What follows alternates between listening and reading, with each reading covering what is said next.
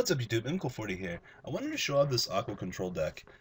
Not really for the region, or the reason that it was played at a regional, but more or less at the fact that I like the concept behind the deck. Back probably last May, I was a really big fan of sideboarding Awe and Mind Crush and Mermails, just because I like the versatility of being able to control your opponent's hand. I'm an avid player, like I love discarding cards from my opponent's hand. I love the wind-up hand loop. I loved, delinquent duo confiscation, things like that, because they gave you an unfair advantage by knowing what your opponent had in their hand.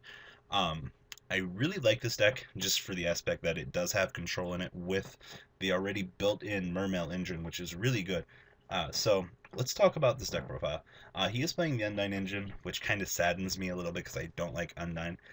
But nonetheless, two controllers, one Molaglacia, pretty standard for the Undyne version to play at least one of Molaglacia.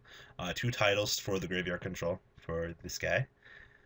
He's only playing one Abyss Megalo and one Abyss Deuce, which really caught me off guard. I'm kind of curious to know what his reasoning was behind that, but seems like it worked out nonetheless. One Dragoons, triple Abyss Spike, double Linde,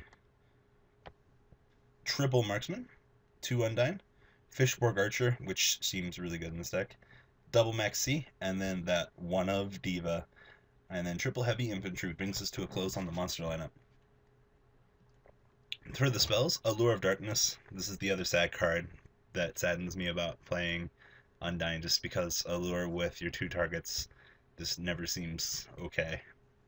One Dark Hole, one Salvage, two Dualities for filtering, two MST, three Outweigh, and three Mind Crush for disruption, because your opponent's probably going to reveal what they have in their hand, and then the two Abyss Spheres.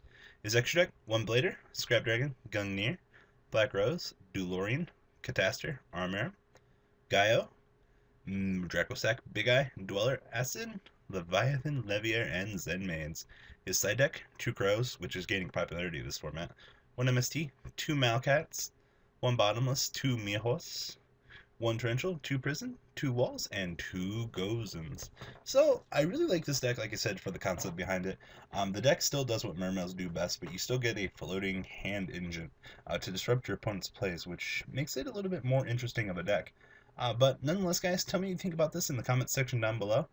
Really interesting build in my personal opinion, but I'll have to give it a whirl in testing and see how it does. So tell me what you guys think about it, and MCool40 out, guys.